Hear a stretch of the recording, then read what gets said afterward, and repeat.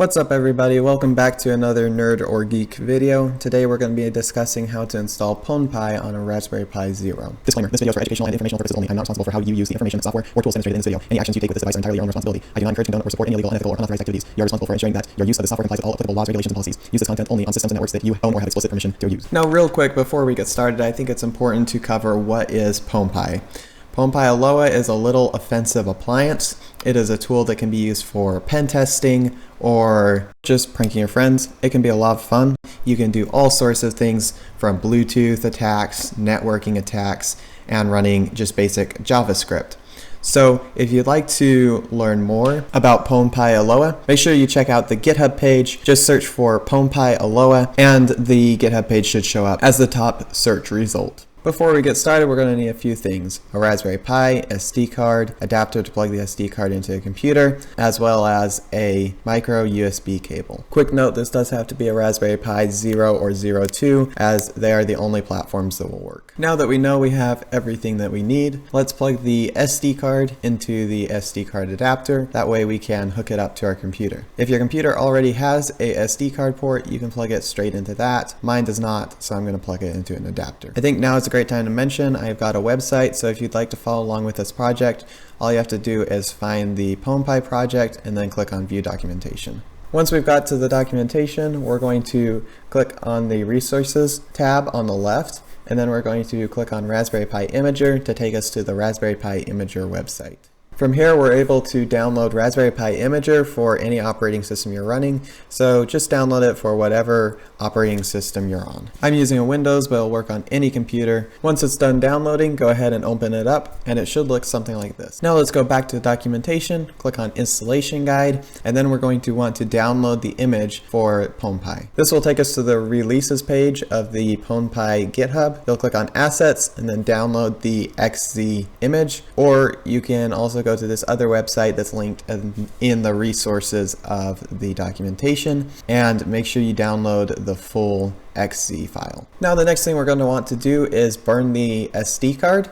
So to do that, we're going to open up Raspberry Pi Imager and then select the Raspberry Pi that we're going to be using. In my case, I'm using a Raspberry Pi 0. Now, as I said before, the only Raspberry Pis that will work is a Raspberry Pi 0 and a Raspberry Pi 02, because they have a USB interface that the other Raspberry Pis don't have. So I'm going to select Raspberry Pi 0 and then click on Next. Now what we're going to want to do is scroll all the way down to the bottom and click on Use Custom OS. And then you're going to select the file that you downloaded. Now if you downloaded it from GitHub, it will look like this top one, Kali Linux v1. If you download it from the other website, it will look like P4wnP1 A.L.O.A Kali Linux. So I'm going to select the second one, P4wnP1 A.L.O.A Kali Linux, and then you can just click on Open.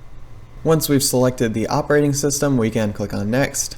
Then we'll select the USB device that we want to use and click on Next. And then we can see a summary of everything we're going to burn onto the SD card.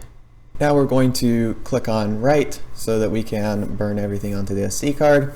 Now this is going to warn us that it's going to wipe all the data off of our SD card. So we're going to click I understand, erase, and write. Now this step will take a little while, and once it's done, if you receive an error like this, all you need to do is unplug the SD card, try using a different SD card or a different SD card adapter, and it should work. So what this is doing is it's burning an image onto the SD card or an operating system, and this contains all the commands that the Raspberry Pi needs to run. So this is installing everything onto the SD card, telling the Raspberry Pi what we want it to do. Once the SD card has been burned, we can click on Finish, and then we're going to take the SD card out of the computer, and we're going to slide it into the SD card slot on the Raspberry Pi 0. Once we put the SD card in, what we're going to want to do is plug a USB cable into this port right here. Now the key is you have to put it into this second port, this middle port, and it's also very important that you don't plug a key in, but instead you plug in the micro USB cable.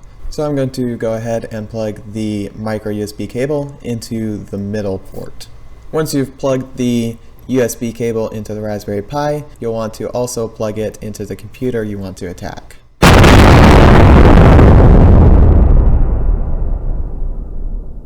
Once you've plugged it in, you'll want to go back to the documentation and find the SSID and password for the Wi-Fi, and then you're going to connect to it using your computer. Now, quick thing to note when you do this is you will lose internet access, as this is not giving your computer internet, it is only connecting to it using a Wi-Fi connection. Now what we're going to do is we're going to go to this IP address.